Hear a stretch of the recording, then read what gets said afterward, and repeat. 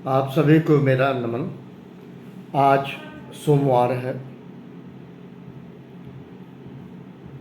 आज अगर कहें या कल से ले लें 1 सितंबर से लखनऊ का मौसम टर्न अप होता है और जाता है शीतलता की ओर। बल्कि एक शब्द होता है गुलाबी ठंडक, बड़ा फेमस था, आज भी है। लखनऊ सितंबर माह 15 सितंबर के बाद एकदम टर्न अप हो जाता है। मुश्किल से 12-13 दिन रह गया है। और एक बहुत पुराना विचार सबका है, बनारस की सुबह, लखनऊ का शाम। शाम ए अवध। लखनऊ की शाम बहुत खूबसूरत मानी जाती है। मैं हार्ट ऑफ सिटी में रहा हूँ, हजरतगंज में रहा हूँ, काफ़ी हाउस भी जाता था। डोसा, मसाला डोसा, साउथ इंडियन दुकान थी कोतवाली के पीछे, वहाँ भी जाता था। तो लखनऊ शाम अवध, अवध की शाम और morning which is related with the Varanasi, सुबह जब सूर्य निकलता है। ये एक सकारात्मक खुशहाली का प्रतीक है लखनऊ, जब शाम को निकलते हैं लोग। आज भी आज मैं एक बात कहना चाह रहा था आप सभी से, और व्यक्तिगत रूप से हो सकता है कोई आहत हो सकता है, तो मैं माफ़ी भी मांगता हूँ। वो ये है व्रत उपवास। व्रत उपवास, अगर गीता में चीज़ों को देखा जाए व्रत को लेके इस तरह से, तो आप सभी लोग जानते हैं परमेश्वर, जिसको जो है आप कह लें परमेश्वर एक दूसरे स्वरूप में आते हैं, जिंदा कह लीजिए, और साधु के रूप में आते हैं। और वो एक व्यक्ति धर्म कर्म करता था, धर्मदास,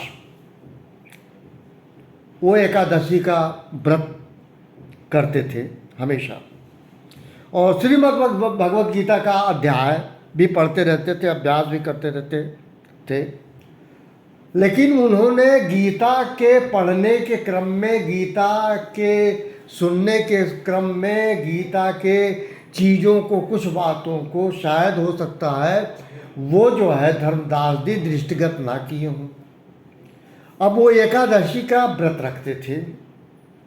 गीता के अनुसार ये कहना था कि भगवान कृष्ण ने कहा था अर्जुन को कि ना तो अधिक भक्ति, ना तो अधिक भोजन, ना तो खाली पेट, और ना ज़्यादा सोना और ना ज़्यादा जगना।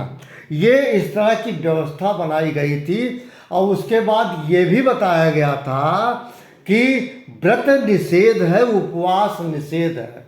शायद ये बताया गया होगा, वो साधु बता रहे थे धर्मदास को उस बात को जो भगवान कृष्ण ने अर्जुन को उपदेश दिया था।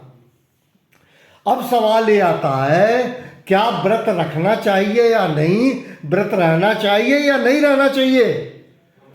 सच्चाई ये है, अगर गीता को लेते हैं तो ये दृष्टिगत होता है कि उपवास किसी भी तरह से नहीं रखना चाहिए। उसके पीछे शायद ये भी रहा होगा कि ये शरीर 5 तत्व की है, अब उन 5 तत्व की ज़रूरत होती है, आवश्यकता होती है जीने के लिए। इसलिए कहा जा रहा है कि व्रत और उपवास का इजाज़त नहीं है, नहीं रहना चाहिए। ये गीता में है, ये मैं कहीं अलग से नहीं कह रहा हूँ। कभी भी उपवास को गीता में मान्यता नहीं दी गई है।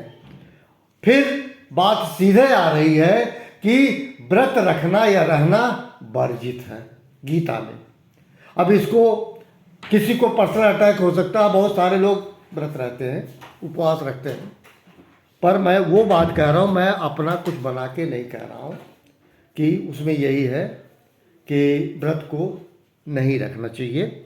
ये एक बात है।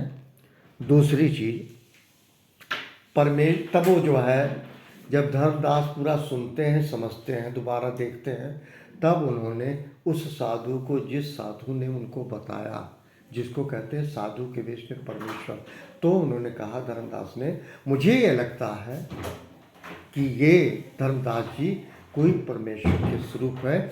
ये यहाँ एक बात आती है। और कभी भी किसी भी चीज़ को पढ़ते हो, जरूरी नहीं है पूरा आप व्याख्या समझ पाएंगे। Thank you very much. आप सभी को मेरा प्रणाम। Thank you.